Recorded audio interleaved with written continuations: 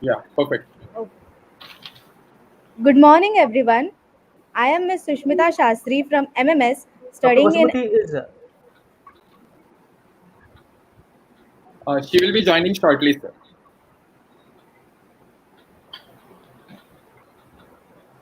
Yeah, Sushmita, please continue. Yes. Okay. Good morning, everyone. I am Ms. Sushmita Shastri from MMS, studying in SVIMS, and I welcome all the viewers watching this webinar series called SAMARTH Strengthening Minds, organized by Sir M. Visvesvaraya Institute of Management Studies and Research. Yes, you heard it right. I have wished all of you good morning, as this is how I feel, and I expect all of you to feel so that you feel fresh and energetic on this beautiful day. It is the hopeful, buoyant, cheerful attitude of mind that wins. Optimism is a successful builder, pessimism an achievement killer. With this quote, I now request our Honorable Director, Dr. Purushottam Patil sir, to deliver the welcome speech.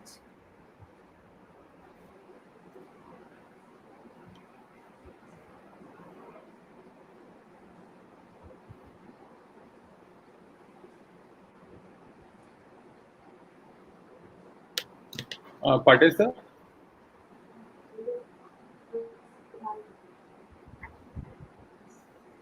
I think Patel, sir, is encountering some technical difficulties.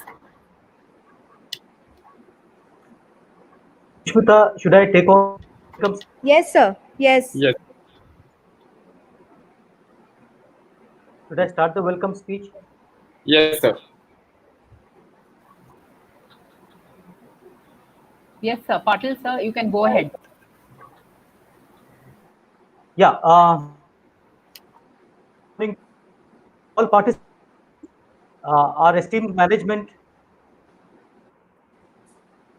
our students, valued faculty members,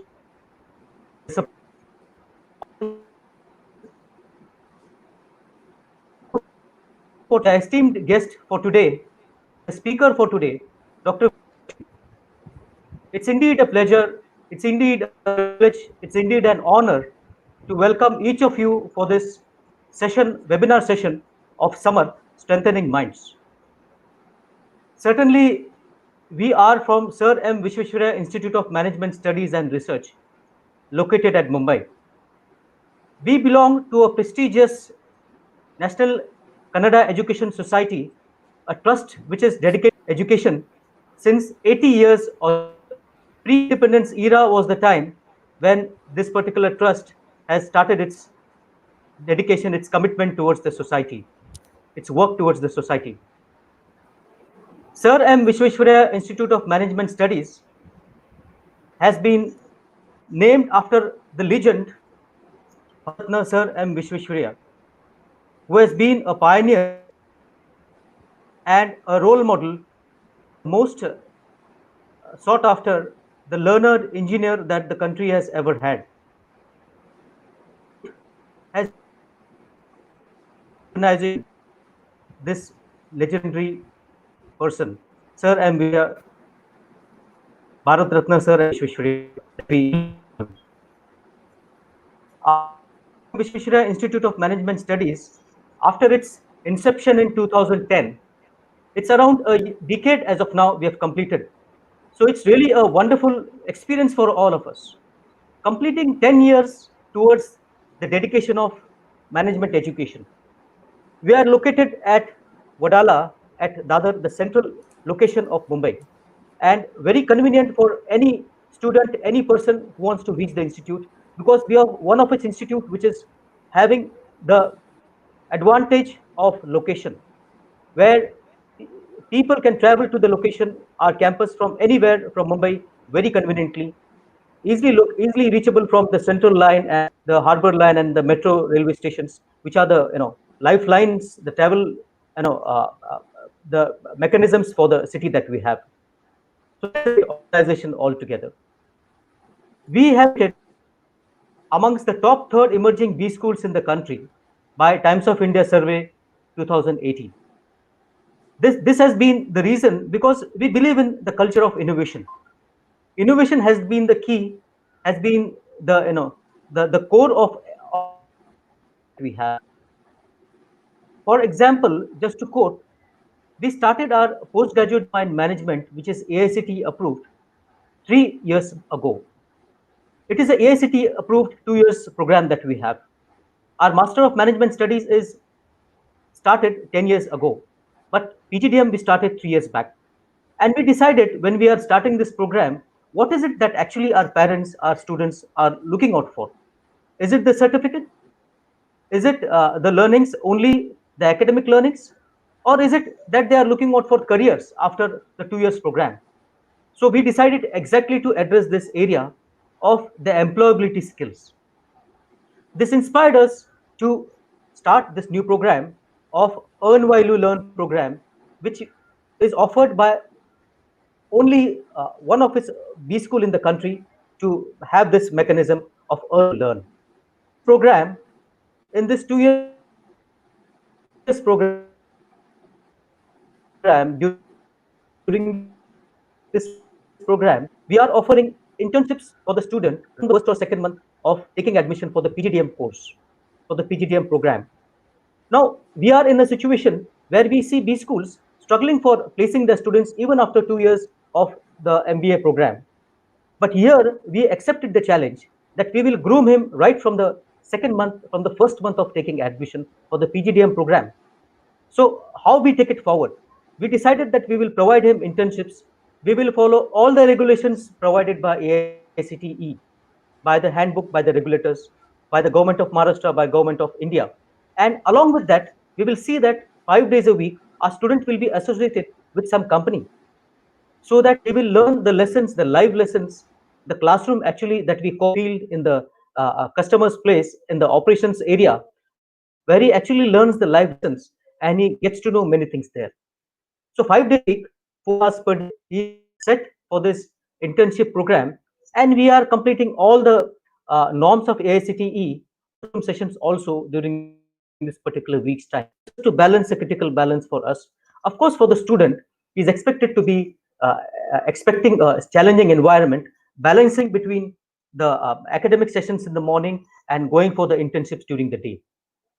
So this Earn While You Learn program, over a period of time, last 2 years we have taken it forward, and last year has been very successful for this particular program.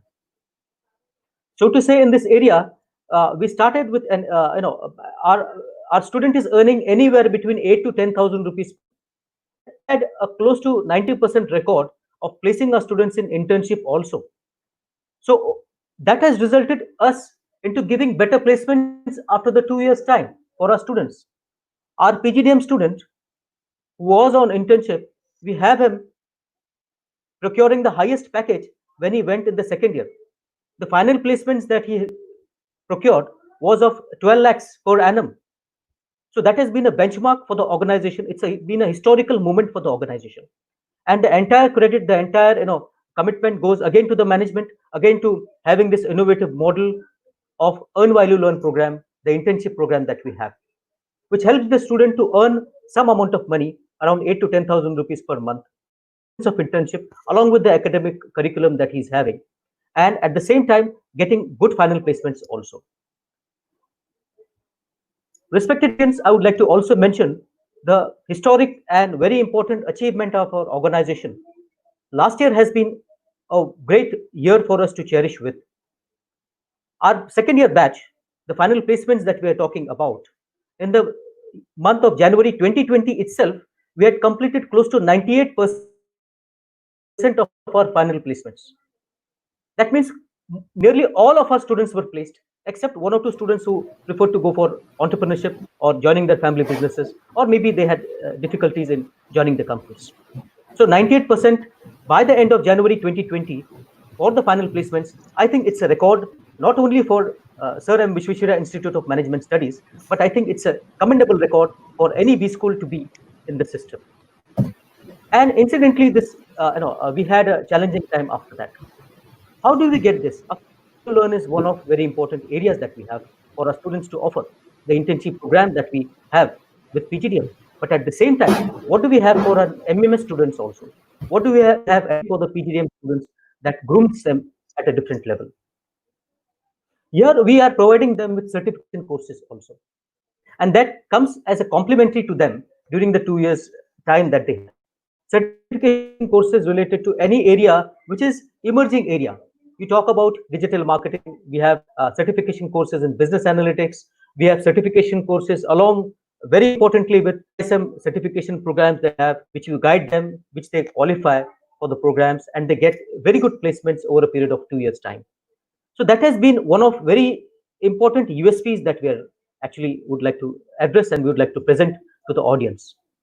This wholesome experience, along with that, we have been provided, our fees are very, very reasonable, to be very clear on that particular area, because the society, the parents would definitely, they would understand that maybe the fees are on a very high side, but certainly not.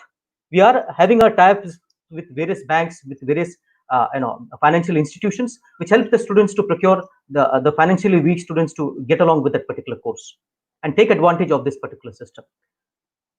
For the entire way, we are also providing international IV for the students. Of course, during the times, maybe it may not be advisable. Of course, it may be allowed by the government to cross the borders and go for overseas locations. But that was coming complementary to our students again. Certification courses, internship where he's earning every month, and at the same time, international IV also, which we are providing. So this gives the student a very important value after the 2 years time. What does he get after 2 years time? So this is the value proposition that to the parents and the students after the 2 years time. It makes a very wholesome, a very good proposition for the student. He gets good placements also after the 2 years time. I also take the opportunity, to congratulate our entire staff members, our staff. It was a very difficult year, 2020 in the month of March. We have pandemic coming. There was a lockdown situation. All of us are at home. Our students are at home. But then what happens to our commitment towards the education sector? What happens towards our commitment towards the welfare of our student who has trusted us? And as a B school, what is he looking up to us for? So we decided that although there is a lockdown, although there is pandemic, we need to definitely address this situation in a different way.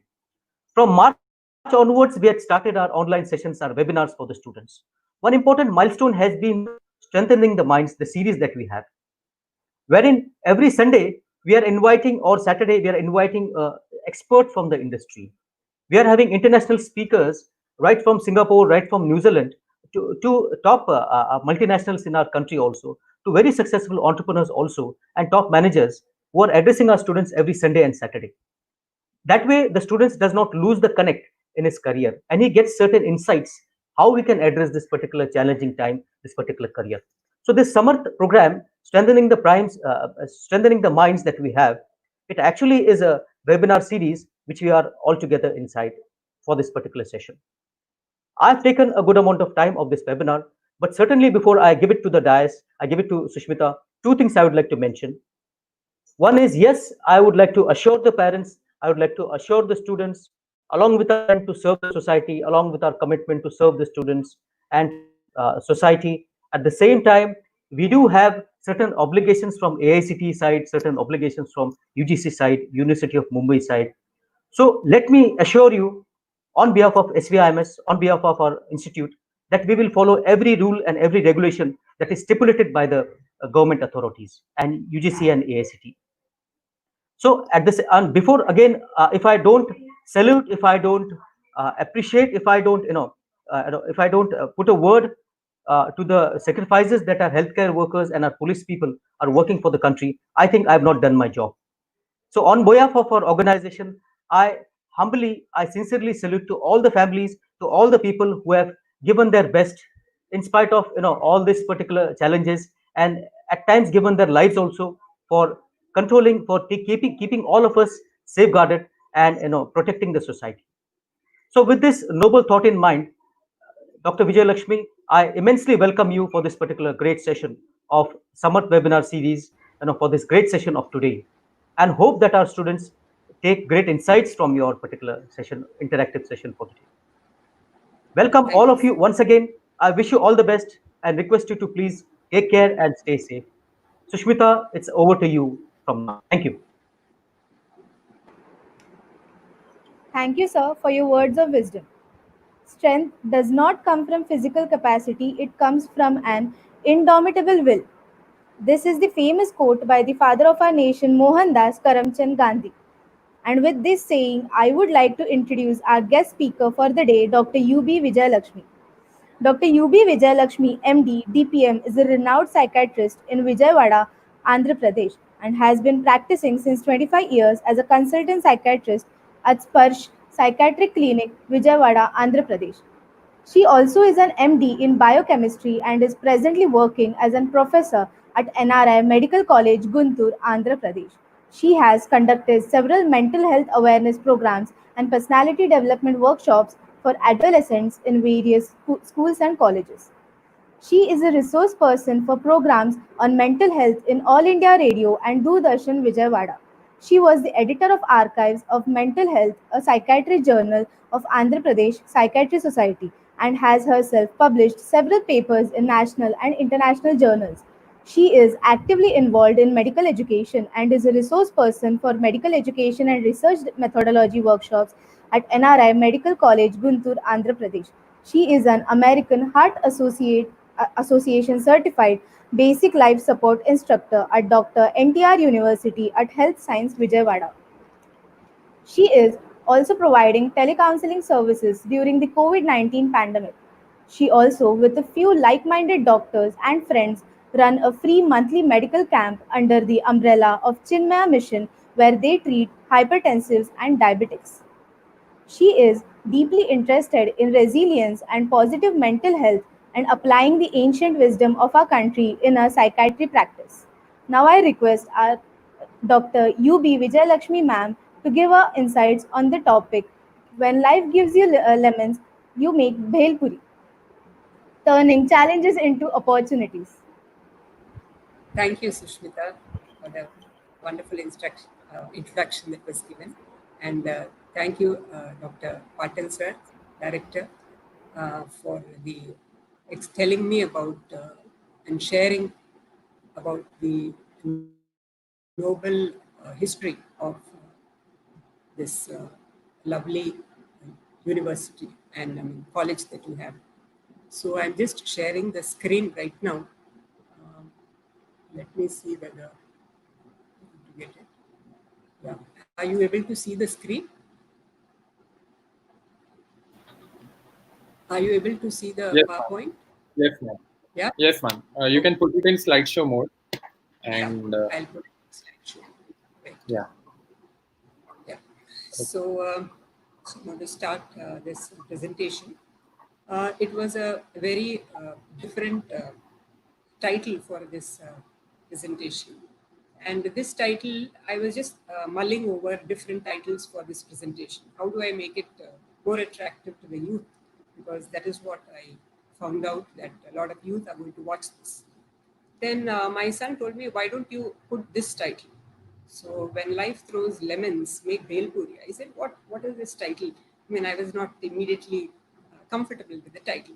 Then when I started thinking about it, I said, yeah, definitely. Life has just thrown a lot of lemons at us.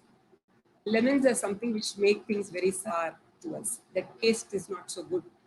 So how do we use it to enrich and make something which is quite delicious, make something which is spicy? How is it that we can try to make it more enriching for us? You know, life has thrown towards us, it has thrown the virus in the which is giving us a lot of sourness in our life. How do we use that, and how are we going to enrich our lives? I think you all know that physically we'll be enriched because now our body will learn to develop antibodies to the virus. So in that way, we have one more weapon in our arsenal to tackle with viruses. And then you also have been given a time because of the lockdown. We've been given a lot of time now to sit and introspect and make our inner life much richer.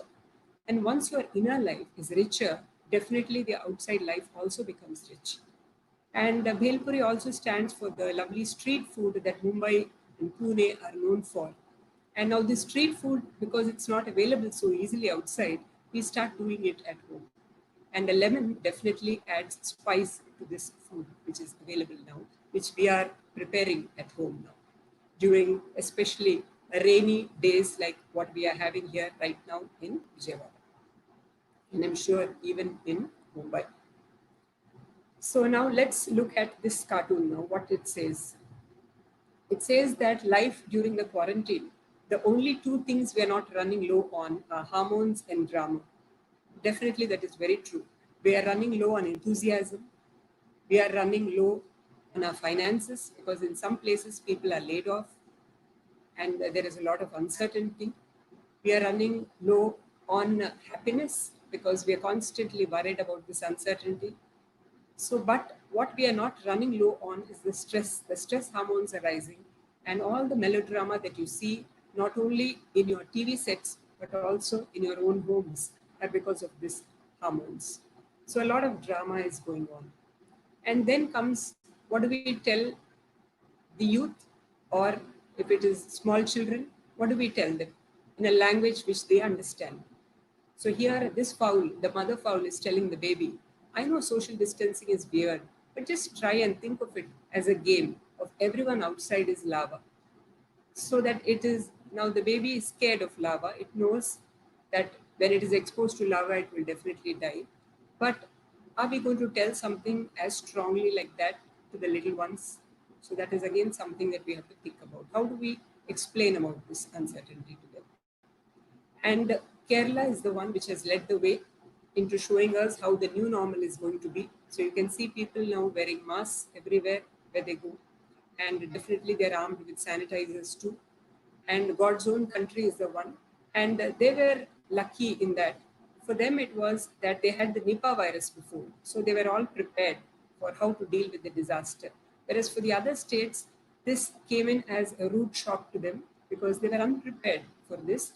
And they didn't learn from the mistakes of the other state. So it was coming, it was definitely a shock to them. So we took a little longer to understand how to deal with this virus.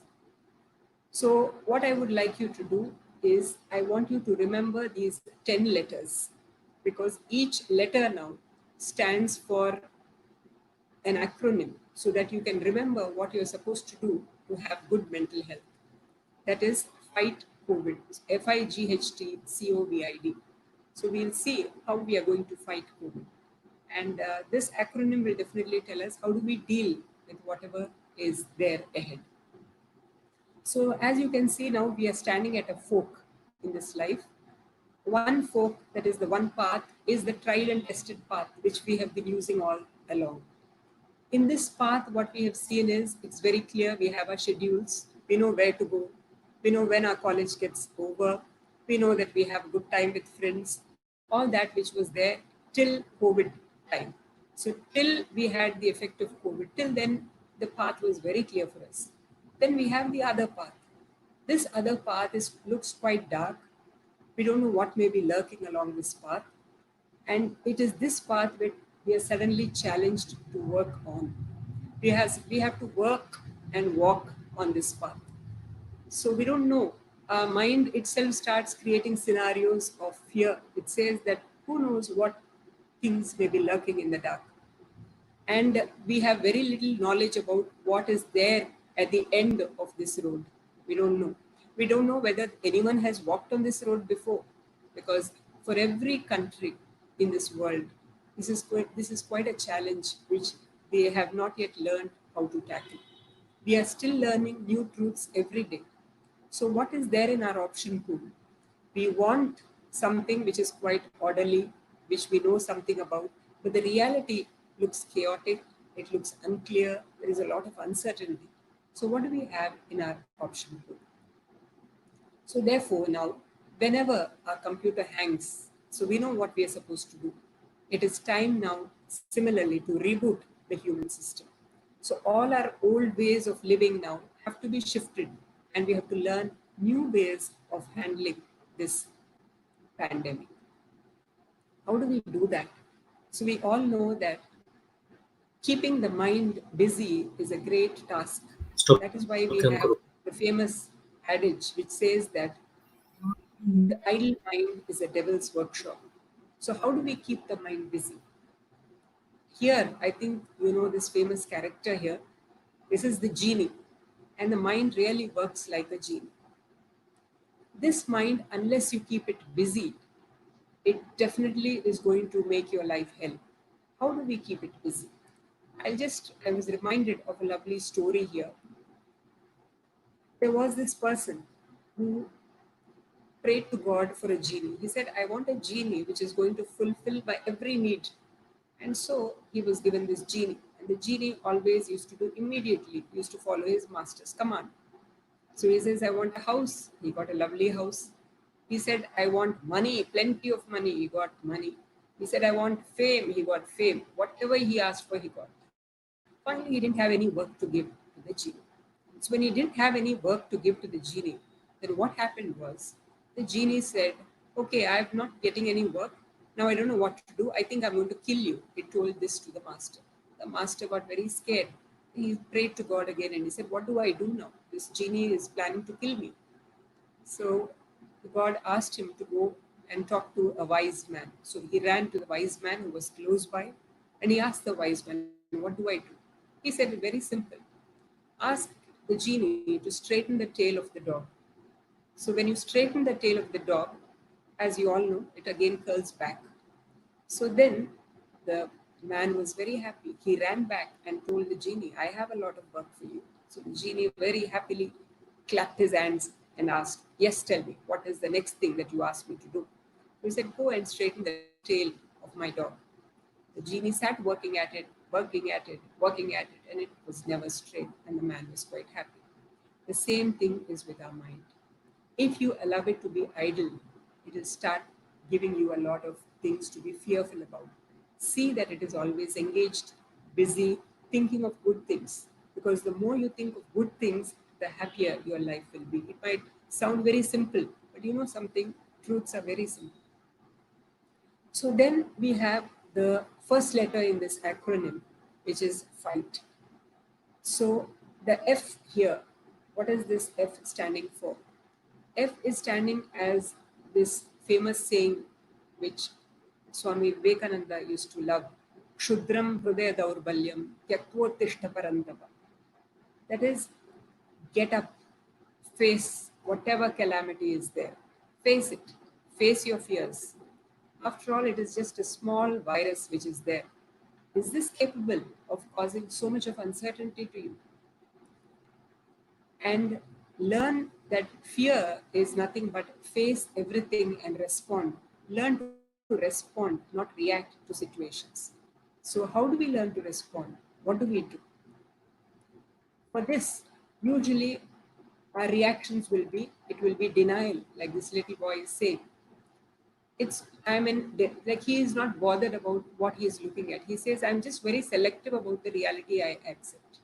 He's not looking at what are all the other things that he can do to be careful about. He says, no, I am not going to believe that this virus is there. We see so many youngsters who think as a show of bravado, leaving their masks and going out on the roads. Or knowing that it is better to be at home. They feel, no, I think I should go outside and eat something. So this is a state of actually denial. You're not worried about what the consequences might be. Or some people may be very angry. They don't know how to deal with this uncertainty. They might become angry. There are some people who become extremely anxious and jittery. They just don't know what to do. They feel completely consumed by the fear. And there are people, as you know, who feel that it is easy to eat because once they eat, they will feel much calmer. And this is known as stress eating. So are you the person who looks at the challenge in every opportunity? The opportunity is there, but are you looking at it like a challenge and saying, my God, I have to face all this? Or do you see the opportunity in every challenge? Do you think that, okay, what is it that I can learn from this? How is it that I'm going to deal with this? So the thing is, don't panic.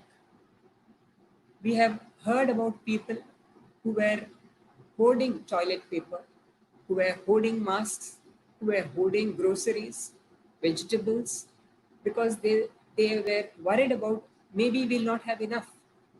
And because of that, led to Many other people not having the masks which were required, especially by the healthcare workers, and also the food which were required by so many other people.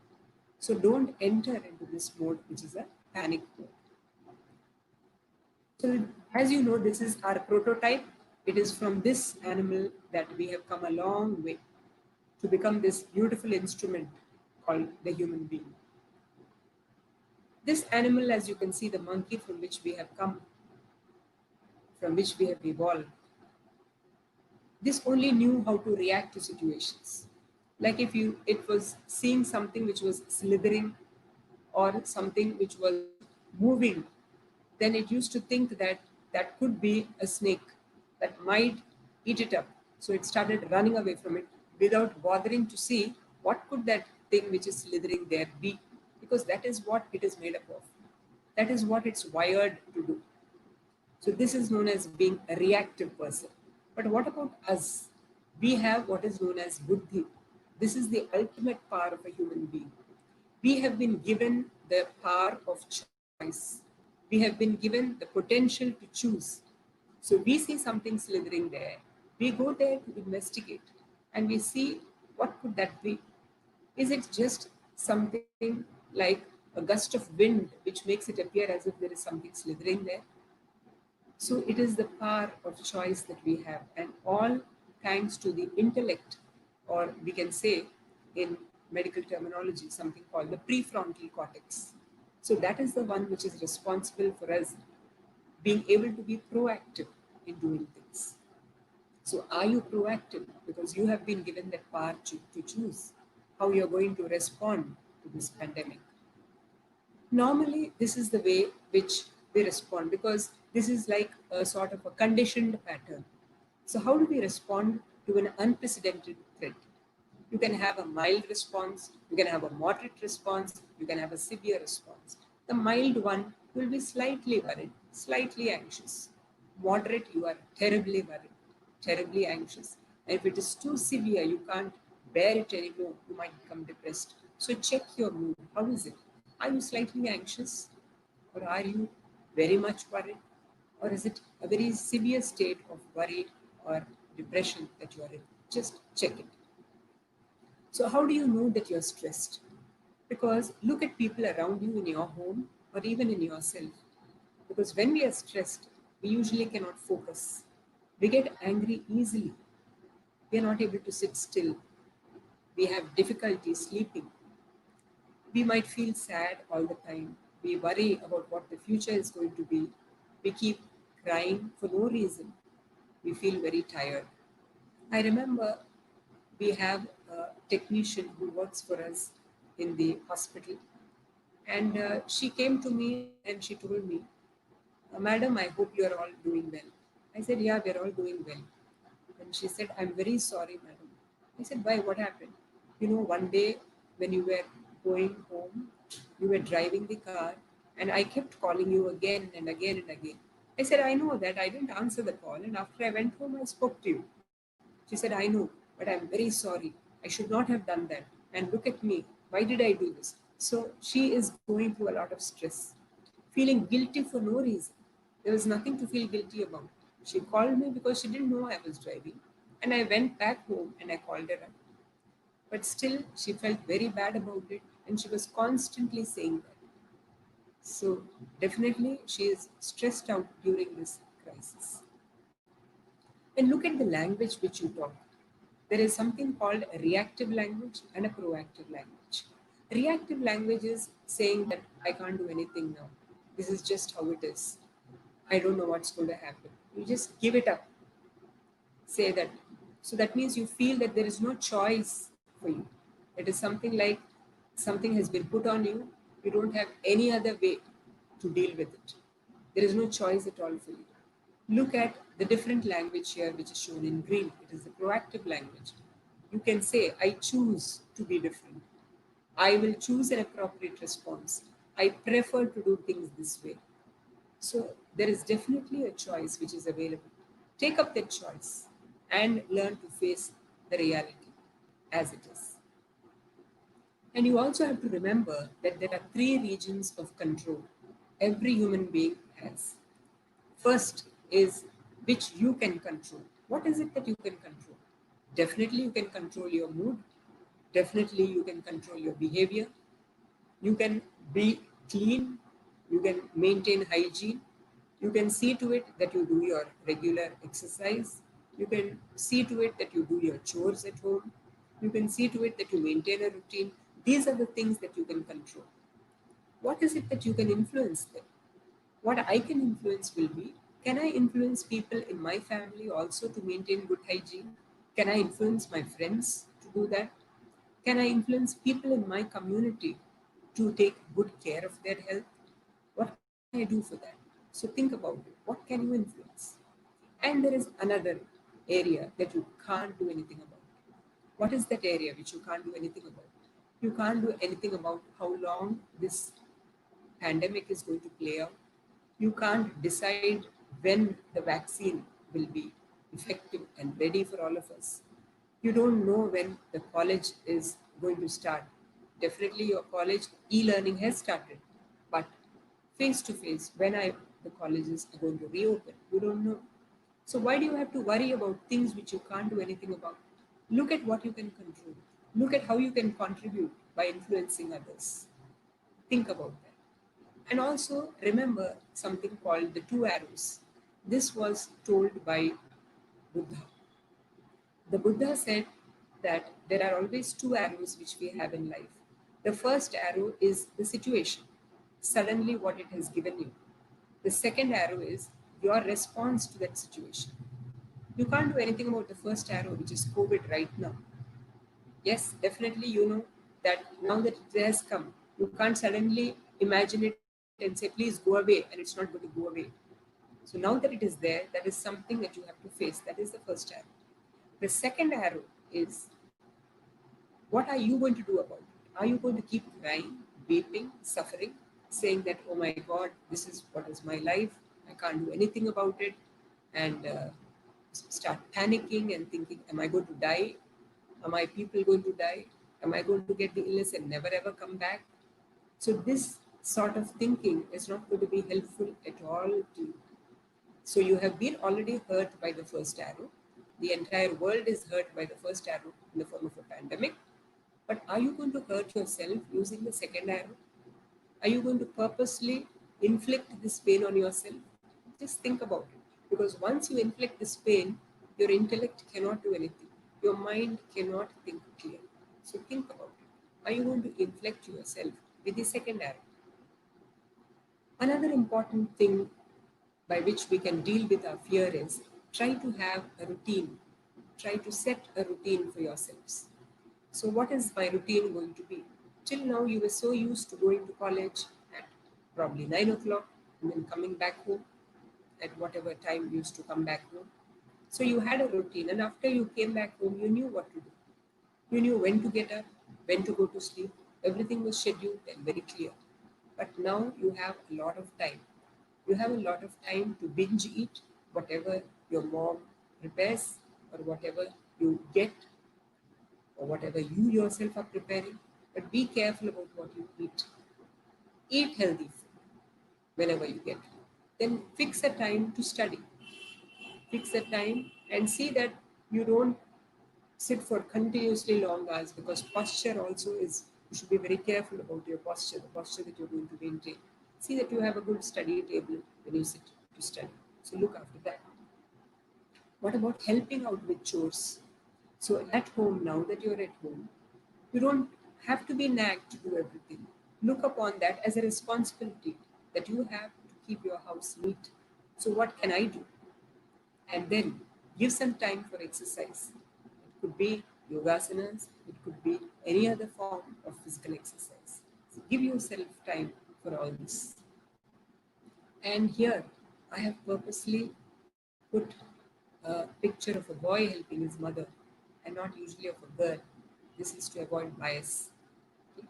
Because boys too are helping out a lot in doing the day-to-day chores. Then you have to remember this I in this fight COVID, the fear part, the F we have dealt with. Now let us come to I. What is it that I? We have to start moving from I, me, myself to start thinking about really those people who need our help. Enough about thinking about yourself. Because the more we start thinking about ourselves, the more we get worried. Start thinking about the other people there. What about the guest workers? Did you do anything for the guest workers? There were so many people traveling by trains. Some of them didn't have proper food because the people on the train, that is, the ones managing the coaches, the government could provide food only for a few people. So, did you go to the stations, give food to these people? Did you do anything for that? What about the maids that you come to help out in the house? Did you do anything for them? Have you ever inquired? What about the people in your apartments? Did you inquire? Did you talk to the old couple, the uncle and aunt who are nearby? How are they getting their groceries? Are they getting their medication? Have you asked them? Stop thinking all the time about I, me, and myself and start looking at others around you. G stands for gratitude. Have this attitude of gratitude. This feeling of gratitude actually, it brings out all the good hormones in your body. There is something called, we have serotonin, which is a good hormone. You can say it's a neurotransmitter. Then you have melatonin. All these natural good hormones, they will start rising. You should be grateful to the house that you have, to the family that you have, to the friends that you have, and for the lovely meals that you get every day. Be grateful. How do you show that gratitude? It should be socially appropriate jadu ki jappi, as you say. Let it not be inappropriate like this, but let it be an appropriate jadu ki jappi. How should it be? Now, anyone who has helped us, you can't go out there and hug them. Just say thanks by doing namaste to them, or you can even text them, message them, or even FaceTime for them. You can do that. But supposing people in your family, have you ever told your mom, your dad, your brother, your sister how grateful you are to them? Have you ever told them that? For the help that they do? Remember, there is something called a gratitude jar. You can try this out. In this gratitude jar, what you can do is write whatever you are grateful for and you put it in that jar. So put it in that jar. I hope I am audible, because some people say that it's not audible enough. Okay. So have something called a gratitude jar.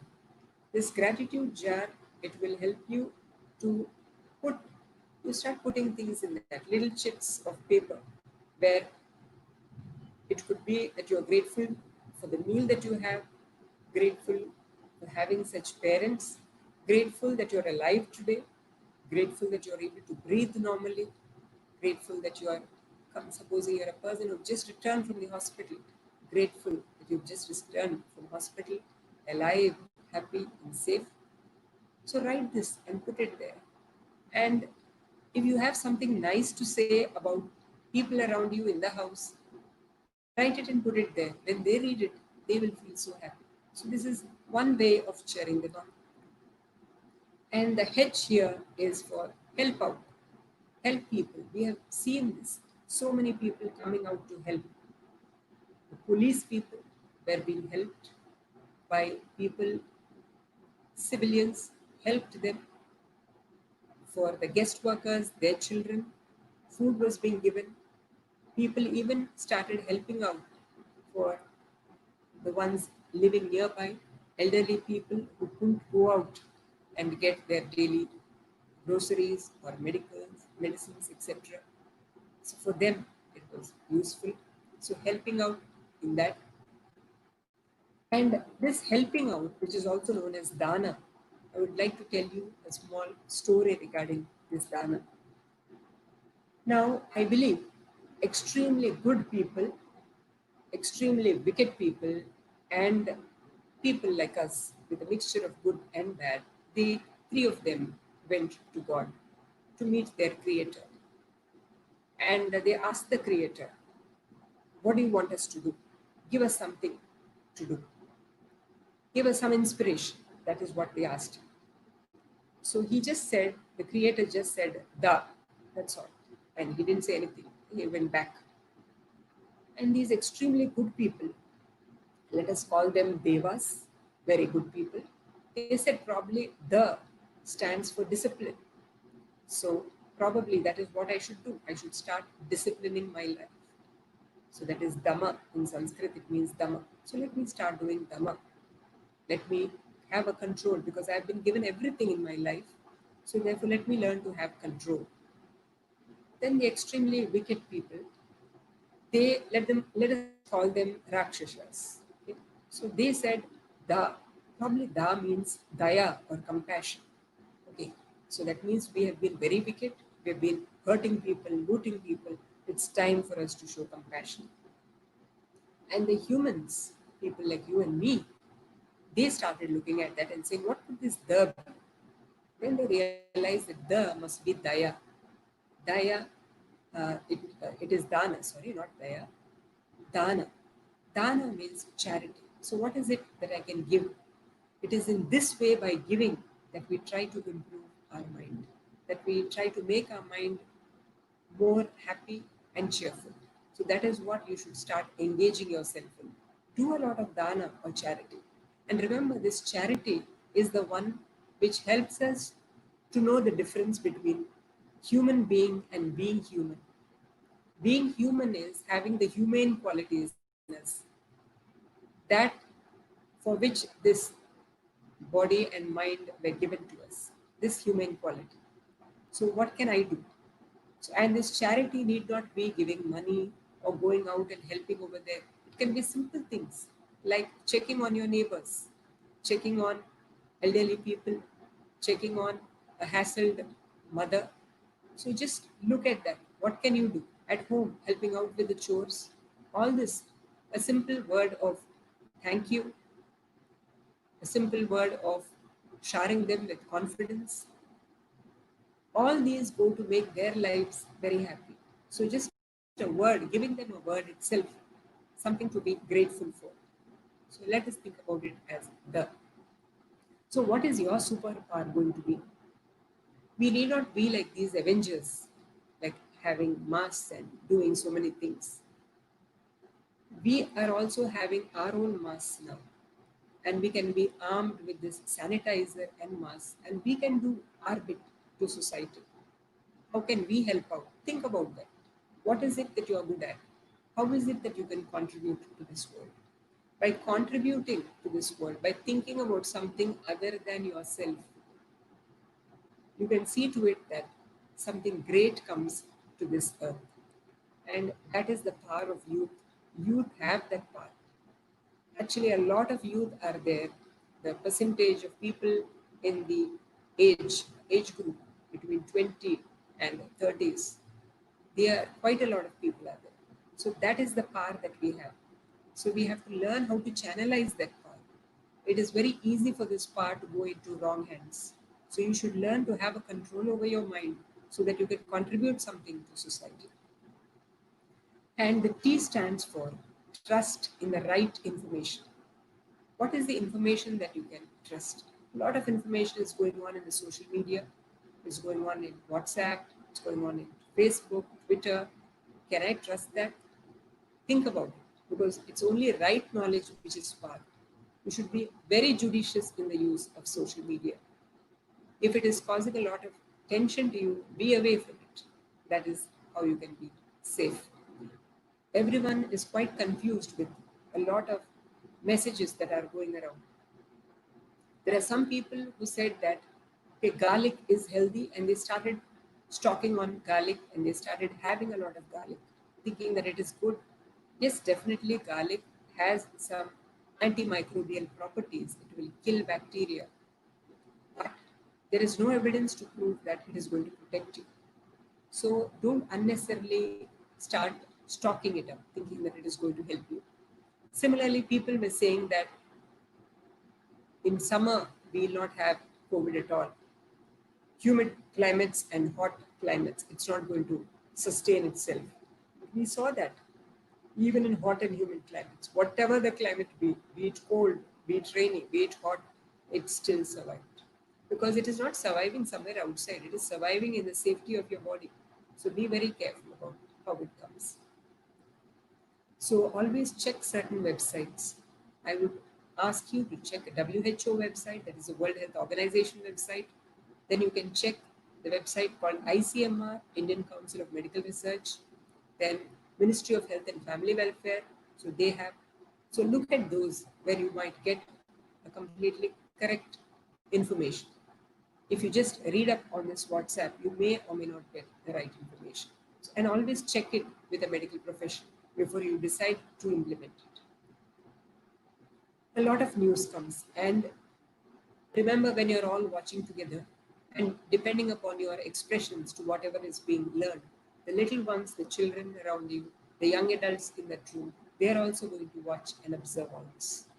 So they are also going to listen to that and say, okay, is this something to be worried about? And they start getting tense. So be careful what sort of channels you are watching. And if it is going to create a lot of anxiety, try to switch it off. It is better to have some time with your family members rather than looking at the screen all day long. And this is the WHO. This is the information which they have given us, which tells us how to eat, how to have recreation, what skills we have to develop. So just go to this website and check it out. And COVID, the C. As I said, check on all these people. Check on the elderly. Check on the mother who is multitasking, who is so busy. Check on the youngster who says that I thought this was my holidays. How is it now that I have to do? I thought I have to look at Netflix and now look at this. I am asked to quarantine at home and do all the household chores. This is what. So check on them. If they're feeling low, cheer them up. Say a nice word. Make them feel better. So this is how you can check on the people around you. It could be the community where you are. It could be probably the colony where you are living in. It could be in the apartments where you are living. Check in on them. O stands for look after your health. That's very important. We have been given so much of time right now. So look at your health. So are you eating properly? Are you exercising? Are you hydrating, drinking plenty of water? They say around 2 liters of water. Are you exercising? Check your weight, because now is the time where a lot of things are there at home. You feel like eating constantly. You're not doing your daily routine. You're not doing your exercise at all. So because of that, you might slowly start. I think there were a lot of pictures which are doing the WhatsApp rounds, which said that before COVID and after COVID, and showing a person becoming very obese. So let it not be something like that. Then there is one more thing. How do we be careful? This, I call this the Kali versus Rakta Bija Act. What is that? So we have seen here that Kali, as this represents, I think you know this story. Most of you all might be knowing this story. There was a Rakshasa who was called Rakta Bija. And this Rakshasa, whenever he was killed, or his drop of blood, if it fell into the on the ground, another Rakshasa was born. So this continued. So finally, the goddess of destruction, what she did was, she killed him with the sword. That is, she just chopped off his head, and she saw to it that the blood over there never fell to the ground, because she made her tongue so big. So this is another good example for us to think about the virus, because the virus multiplies like that. So what do?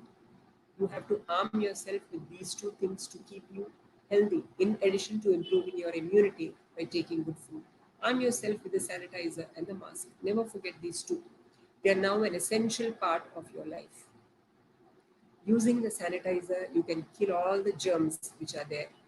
Using the mask, you can prevent yourself from getting that, and you can, in case you are afflicted with the virus, you cannot transmit it to somebody else. So do this and kill the virus. Another important thing here, look after your breath, because till now we were speaking about our physical body. That is what to do to improve your physical body. Remember, your physical body, if it is maintained well, it's going to affect your mind, that is the psyche, it will definitely affect. The stronger your physical body is, the stronger your psyche is. It also works both ways. The stronger your psyche is, automatically your physical body becomes stronger. You must have heard of so many people who have cured themselves from cancer. How is it? Some people had given up, the doctors had given up saying that, yeah, we are not able to do anything for this person. And that person was living for quite a long time. So it is the power of the psyche. Eating good food, all this contributes to making the body as well as the mind strong. And from where do we get that energy? That energy we get from doing what is known as pranayama. So this is something which is going to keep your lungs healthy, keep your circulation healthy, because once your lungs are healthy, once you're able to take in enough oxygen, a lot of oxygen is going to different tissues in your body. And you take a slow, deep breath. When you do that slow and deep breath, what will happen is there is something called the parasympathetic system that gets activated. Sympathetic system is that which is required during crisis. But now for us, the crisis is long drawn. So in this case, you can't constantly be stressed. When you start taking breaths like this, you will start calming yourself a lot. When you calm yourself a lot, then you will find that your parasympathetic is now quite active. And when it is active, your breathing is fine, your circulation becomes much better, you're able to think very clear. So that is what will happen with this energy system. And V stands for develop hobbies. This is the right time. You can develop so many things that you were interested in, but always had the excuse saying that, oh, I have college, I have studies, I don't have time. No, that's not going to be there. You can indulge yourself in whatever hobbies you want. So it could be either painting or drawing. It could be you can start preparing things with your hands, or if you are such type of people who would like to study more, there are so many courses which are available. You must have all heard about the SVIMS platform of NPTEL, which give you a lot of free online courses. Then you have Coursera, which is an international platform. So you can go into that. That will also give you so many free courses are available. Just look at that. What are those courses? And you can get into this. And I stands for it is time to introspect. Look at the things that you are good at. Look at the things that your feelings. How aware are you about yourself? What is it that I can do? What am I good at? What am I scared about? What are my plus points? This is a very good time to sit and introspect. So introspect, and when you introspect, you will see that there are a few worries that you have. Identify them. What are my fears? What are my worries? And as I've already told you, write down what you are grateful for. Note it down. You can have an idea book, and in that book, you can write, these are the channels that I'm watching. So which channels are much better to get the right sources of information? This is what I can do. I can make art, I can write poems, I can make blogs, I can start writing. So these are the things that I can do. Then you can even think about what are my goals for this week? What am I going to do? So you can sit together and think, discuss. You can sit alone, introspect. You can discuss it with your friends, and you can choose to sit and write words. Another important thing which the youth should learn is learn to detoxify yourself. Be away from this smoking, alcohol, drugs. Try to be away from this, especially during this pandemic. Never go near them, because they are not going to allow your mind to work to its optimum. So try to be away from them. Detoxify yourself. Now that you have got an idea, what is it that you can do? Start writing down. This is my plan of action. After this class of today, after this discussion that we have, sit down, write. What is my plan of action going to be? What will I explore? What will I think about? That is, in what other capacity can I develop in myself? How am I going to connect with the people around me? Socially, how am I going to connect with them? Can I create something to this world? Can I contribute to this world in some way? Am I taking enough care about myself? What is my plan of action to take care of myself? What is my plan of action to become aware of my feelings? I write it down. Because only when you write it down and you see it in black and white, or blue and white, you can see it, then you will start thinking about what is it that I will do. And you should really thank SVIMS, the institution that you're working for, the professors here, the director, all of them, because this is an alma mater. This is your second mother, which is there. This has provided you with nurturing your talent. It has made you capable. And when your talent is nurtured and you become capable, you become very powerful. Very powerful to take on any challenge in your life. And you should thank the professors, the teachers here for this, who have really contributed to you even during this time by being available online. And finally, I would like to remind you about this is a slice of an onion. So we have different layers in our bodies, just like how this onion has. We have a physical body, which we have to look after, as I've told you, by eating the right food, improving your immunity. We have an energy body, which you have to charge again by doing pranayama. We have an emotional body, our emotions, which can be controlled only when your intellect, your mind, which is stronger, which has values, that will be able to control your emotions. And these values by the intellect, in addition to that, even right information is going to make your intellect stronger. That will control your emotions. And when all this is fine, then the natural, peaceful person that you are will radiate out. This is regarding the different layers of your body. And remember, you belong to a beautiful country, a very great country known for its divergent thinking. I just wanted to show this to you. This was what was again in WhatsApp. Like this question was posed: what changes from liquid to solid at a very high temperature? The US, France, UK, Japan, Russia, they said that such a thing cannot happen at all. Whereas in India, somebody said it's idli. I think I like this a lot because this is something which South Indians, we love it a lot, idli. So this is divergent thinking, which is available for us Indians. We are known for this sort of thing. And you should be proud that you reside in such a country where the colors stand for certain values and qualities. The saffron stands for courage.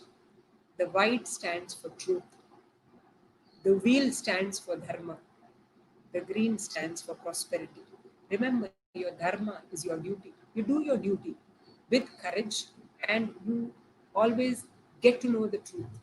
When you have these with you, prosperity will always be there with you. Remember that. And I would like to end with this peace chant, which says, the meaning of the peace chant is written. It is Sarve Santu Sukhinaha, Sarve Santu Niramayaha, Sarve Bhadrani Pashyantu, Ma Kaschit Dukkha Bhag Bhavet, Om Shanti Shanti Shanti. You know why the peace is repeated 3 times? It is because the first peace stands for the 5 elements: earth, water, fire, air, space. The second peace stands for the living beings around us. They should be peaceful. And the third piece stands for your own mind. It should be peaceful. Only when the elements around us are peaceful, only when the living beings around us are peaceful, can you be at peace. And when you are at peace with yourself, you can also radiate the peace to the organisms around you, to the elements around you. And you know something, it was raining heavily here in Vijayawada, and I was just thinking about what might happen to this. Will the connection get cut or no? What am I going to do? I just said there's nothing that I can do. I just have to surrender it to the will of the Almighty. And I went on. And I'm glad that we were able to have a good presentation. So thank you all for a patient hearing. Jai Hind. If you have any questions, I'd be willing to take it up. Thank you, ma'am, for this insightful and informative speech. Strength of mind along with body is required to face any challenge in life, and this is what the purpose of our Samarth webinar series is all about. I would like to share some information with everyone. The link for the feedback form is attached in the invite sent to you. and the attendance code will be announced at the end of the webinar. So I request all to fill it to avail the certificates. I would now request our Dean Academics, Dr. Vasumati Hariharan ma'am, to conduct the question and answer session. Thank you.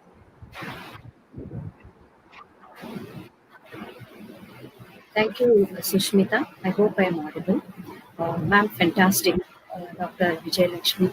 So Thank you, before a formal vote of thanks is done, I want to grab this opportunity to thank you because I understood the very purpose for which this was done and we have achieved it. I'm sure the students would have enjoyed as we also did. So I'm very happy to conduct the question answer session because I have my own list. So if yes, I can also attach my questions along with this. So that was fantastic. It started with Robert Frost at the background. I took the part that was different and that made all the difference. So that is the best way to start anything. Normally it just goes without giving the means to success. You've given the means to succeed beating stress. So that was wonderful, ma'am. So I should not fail in thanking you. Thank you. Just a small word, thanks. So the first question, doctor.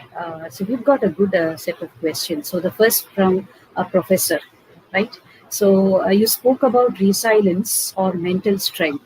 So what are the practical steps a person can take to build mental strength? Maybe sir would give you, maybe he requests you to give a step-by-step approach to build mental strength. So it's a very nice question because what are the steps that are taken to develop resilience? Now, resilience, initially it was thought that it could be just inherited, like your parents were resilient and therefore you become resilient. But now it's no longer like that. It is something that can be developed by us. So what is it? How do we develop this? The first thing is remember that to get the right information, that is the first step for anything.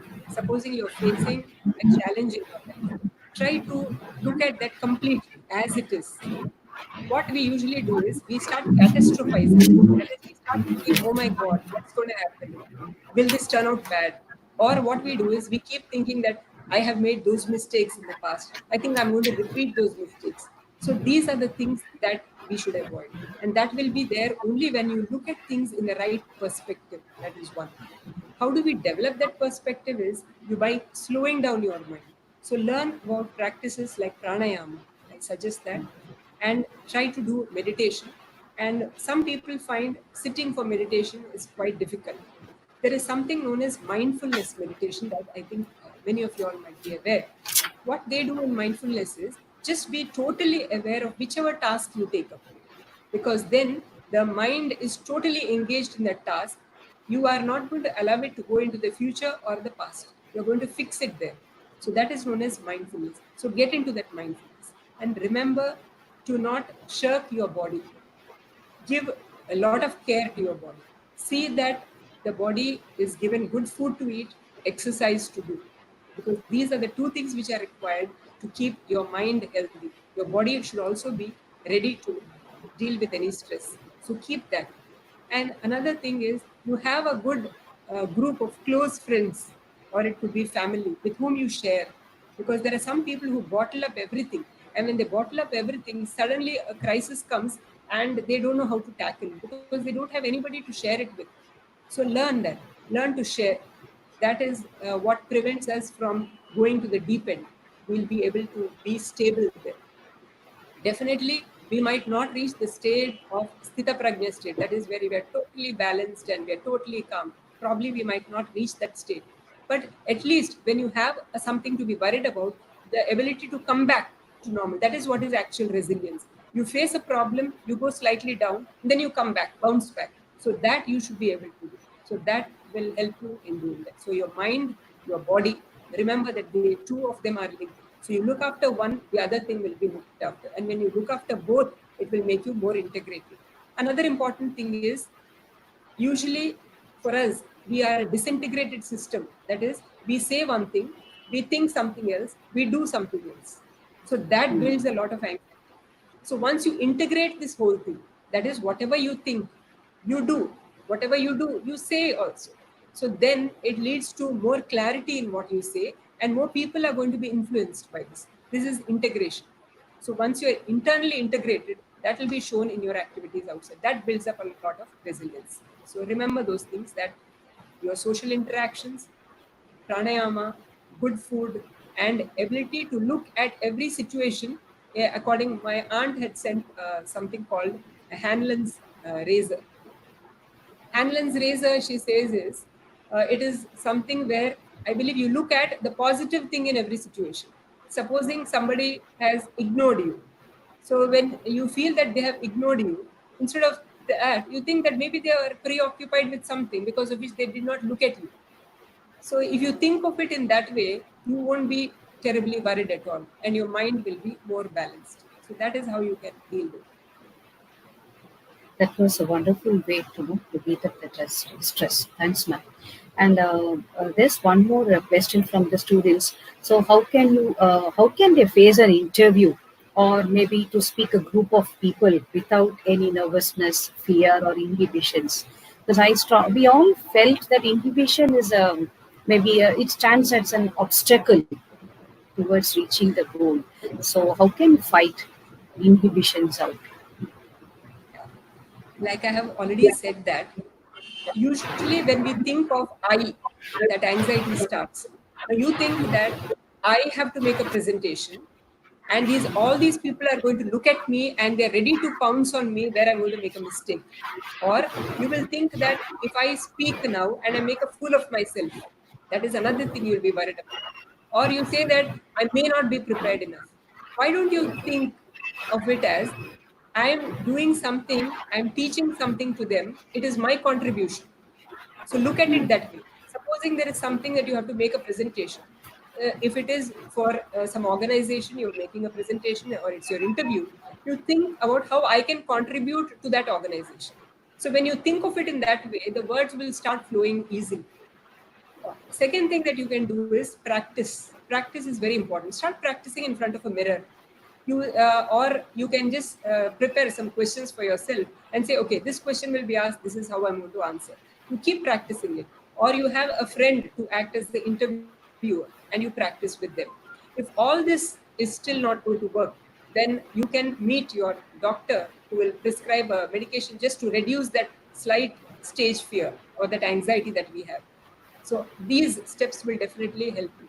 Always think about what I can do to help the organization. If you come from there is no fear. If you always think about, all these people are staring at me, I'm going to make a fool of myself. If you keep on thinking about this I all the time, definitely you're going to be that. So what I suggest that you do is think about all the time, how am I going to help somebody? How am I going to contribute? When an interviewer asks you, you tell them, okay, this is how I feel I'm going to contribute to your organization. So think of them and also think that they are lucky to get me. So you should have so much of confidence in yourself that your skills should be so good. Then you will always think constantly that they are going to be lucky to have me. Never put yourself down, because every human being is unique. You have a unique skill set. There is no other person like you. Even twins have completely different fingerprints. Remember that. Twins also come with completely different, unique qualities. So you are unique. Your design itself is unique. So when you are unique, you always think about how do I contribute? So think about it in that way. Then you are not going to be worried at all. Otherwise, you practice. Keep practicing with your family, with your friends, in front of a mirror. You practice. Or the final thing is, I say, medication. That when you talk to your doctor, you'll come back. Thank you, ma'am. That was wonderfully taken. I feel if only you could see the positive comments that we are seeing across the YouTube comments. I wish you only if you could see. So that was a lovely session, and the feedback has been excellent. And I have one question from Mr. Rajat Bharadwaj. He wants to know how to stop overthinking. Yeah, maybe thinking too much. Yeah. So this is a nice question, because I read about this recently. This is known as paralysis of analysis, I believe.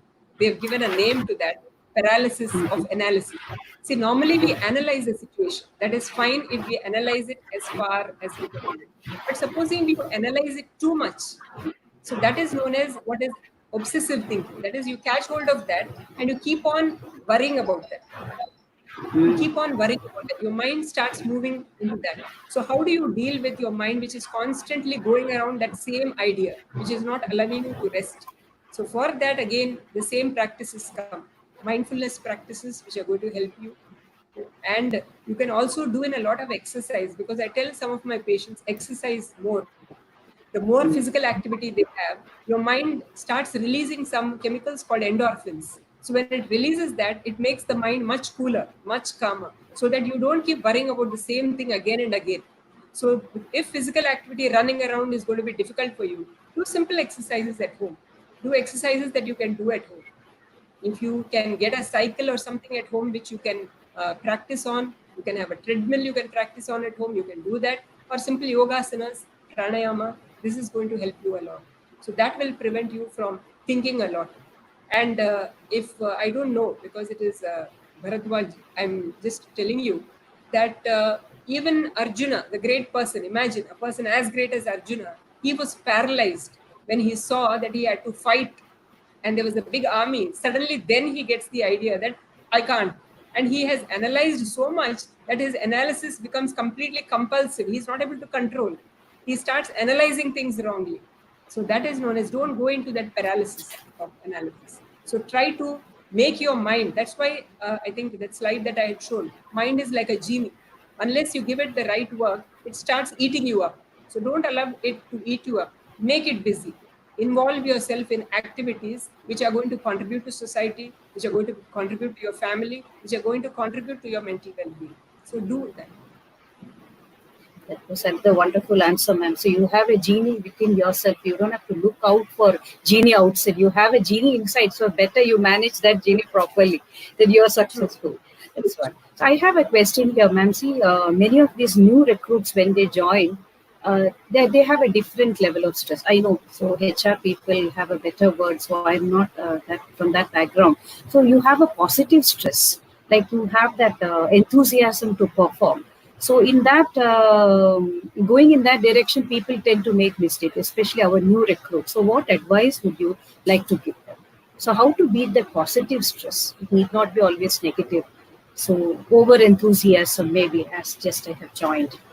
So maybe any tips to fight it? Okay, by saying over enthusiastic, positive, do you mean to say that they are rash or something of that sort? That they just yes, jump they. in? Yes, jumping into yes. Yeah. So just the idea is, yeah. Sorry.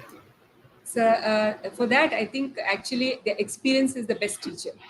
So the thing is, it is always nice to sit and think. Like I think when we can also actually empathize with them. Like when we were young, we had our share of mistakes. So we also used to jump in without thinking about what is going to be the consequence of this action. We were also, we too did our own mistakes. They have to learn from their mistakes. If they are intelligent enough, they will look at somebody's mistakes and learn from them. They'll say, okay, this person has done that. I'm not going to do that because this is going to get that result. That is why I think in a family, when you see, you will have the eldest doing all the mistakes. The second learns from the eldest. And the youngest, if there is a youngest in the family, is going to learn from the elder two siblings. Yeah. So the youngest will be the most intelligent one because it has learned from the mistakes of the elder two.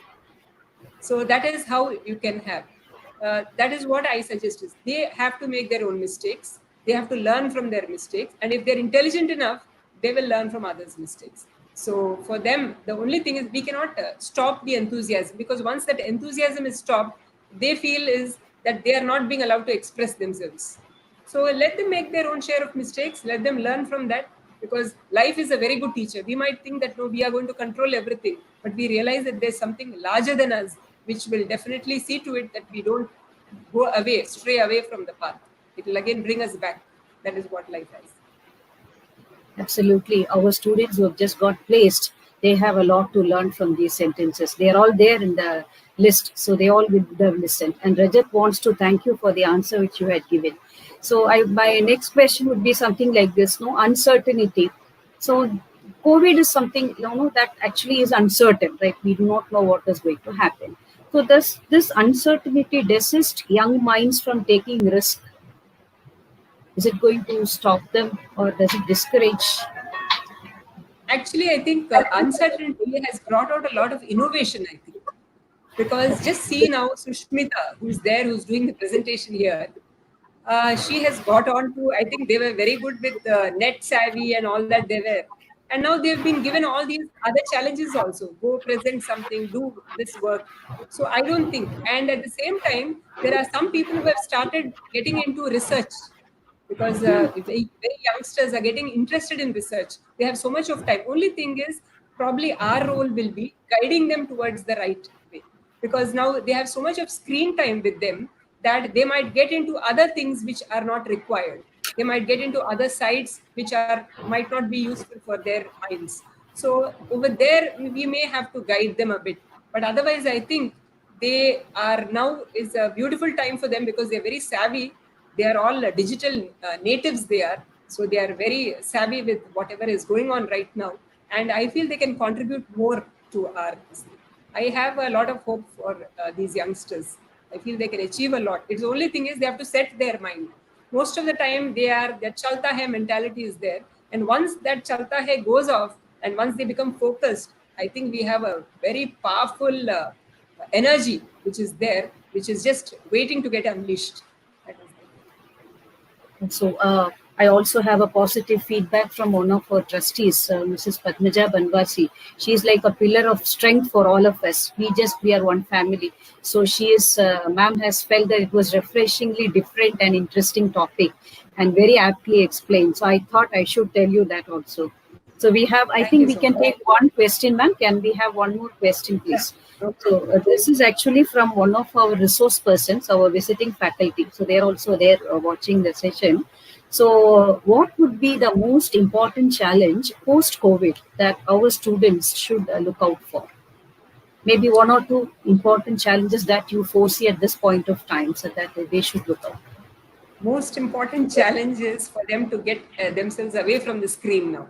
They're so used to looking at things on the screen that to tear themselves away from the screen now and look at real life people, I think that is going to be a great challenge for them, which they have to slowly learn to let go and start coming out. Till now they are in this virtual world.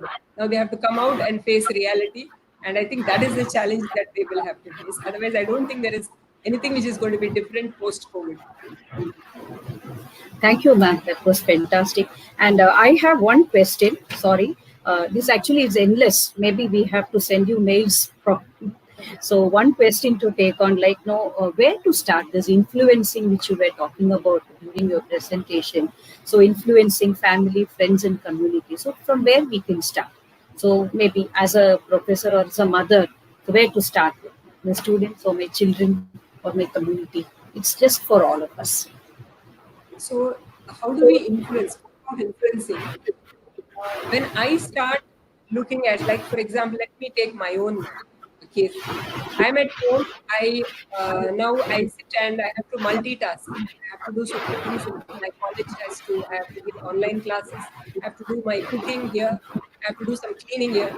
So when I start doing things with a routine, when I start doing things as a routine, looking at this, my son will get into that habit. And he will say that, okay, so you start doing things, and it is usually by doing more than by talking that people are influenced.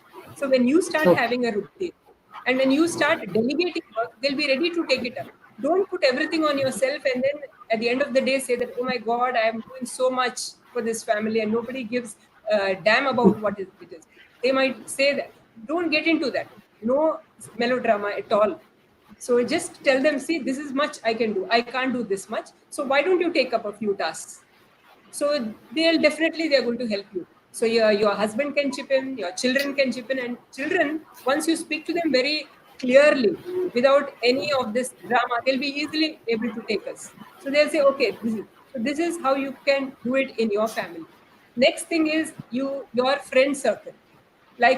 We have like-minded friends, school organization is there, old students organization we have. So like-minded friends got together and we started thinking about what we can do for these guest workers. So we went to the platforms and we started distributing food to them. So like that, we did it around 3 times or so. So you can influence them. At the same time, there are so many charities doing so much of wonderful work. So tie up with one of those charities or try to influence others around you who are again like-minded, because definitely it is like-minded people having the same set of values who are ready to do that. And we should also think about there are people with different stages of development. Like we have Maslow's hierarchy. I think you must be knowing about that.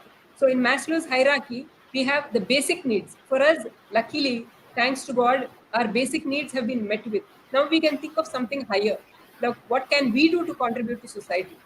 And looking at us, I'm sure the children, the people around us are also going to be influenced, and we can contribute a lot to this great country. Thank you, ma'am. So it was like balancing doing and delegation at home and building network and community outside. So that gives you the satisfaction of having influenced a few people. Thank you, ma'am. It was very insightful.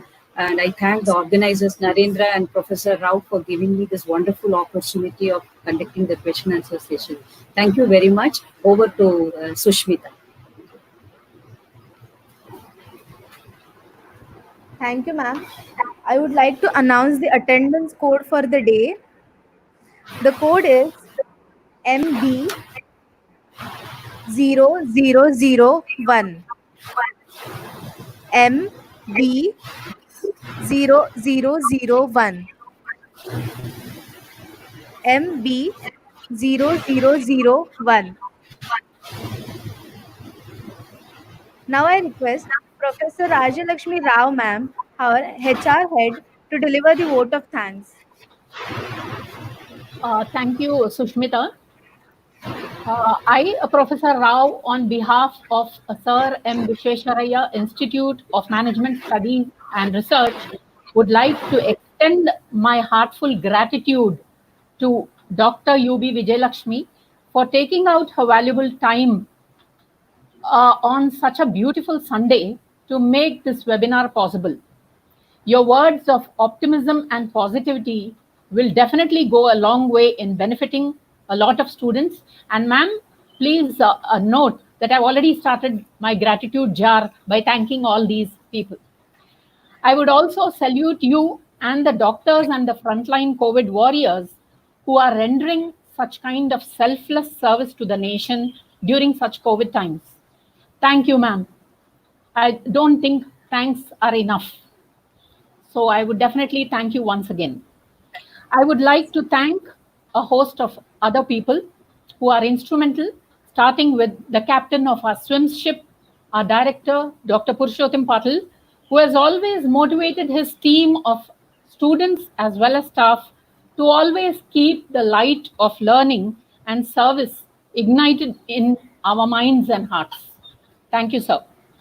I would also thank all the members of the SAMARTH Strengthening Minds webinar series, spearheaded by our Dean, Dr. Vasumati Hariharan, accompanied by her well-supported faculty, Professor Ganapati Katige, Professor Narendra Sanabdi, myself, and Mr. Yasir for their unstinted support.